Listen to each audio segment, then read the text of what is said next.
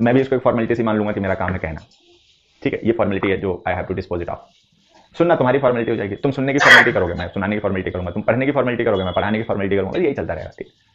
Actual जो improvement है पढ़ाई लिखाई का, ठीक है, वो तभी आएगा जब हम चीजों को समझने की कोशिश करें। तो मैं हमेशा कहता हूं उसको थोड़ा सा सीरियसली लें हमारे सारे बच्चे।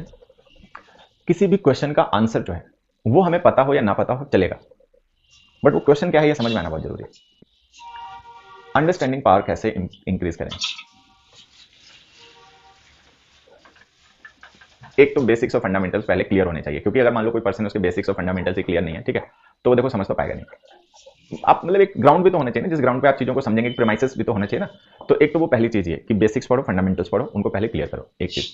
दूसरी चीज ये है कि ठहराव लाओ अपने अंदर, थोड़ा सा ना ठहराव होना चाहिए, धीरज, जिसको इंग्लिश में लोग कहते हैं पेशेंस। तो बच्चों को जल्दी समझ में आता है, क्योंकि मोटिवेटर्स जो लोग होते हैं जो मोटिवेशन वगैरह देते रहते हैं बच्चों को, तो वर्ड यूज करते हैं पेशेंस, कि पेशेंस जिसके पास नहीं है वो आदमी सफल नहीं है। बात बहुत अच्छी है, ऐसे ही है, यही है, यही है, ठीक है।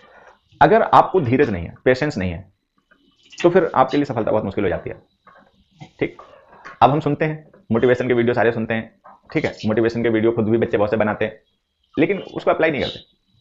तो बेसिक यही चीजें हैं कि पहले तो जो बेसिक फंडामेंटल्स हैं, जो बेसिक कॉन्सेप्ट्स हैं, जिनसे चीजें समझ में आती हैं, पहले तो उनको सीखो, समझो, ये काम करो। दूसरा, उसके बाद में हैव सम पेशेंस, अपने अंदर एक ठहराव लाओ, अपने अंदर थोड़ा सा ठहराव लाओ, अपने अपने विचारों को, अपनी चीजों को थोड़ा सा संयमित करो, रेगुलेट करो, ठीक। सब साएं बाएं कुछ भी दिमाग में आ रहा है, कुछ भी दिमाग से जा रहा है, कुछ भी सुन रहे हैं, कुछ भी पढ़ रहे हैं, किसी के भी मान रहे हैं, किसी के भी नहीं मान रहे, तो जब तक आत्मनियंत्रण नहीं होगा, जब ठहराव नहीं होगा तो नियंत्रण भी नहीं होगा, ठीक है।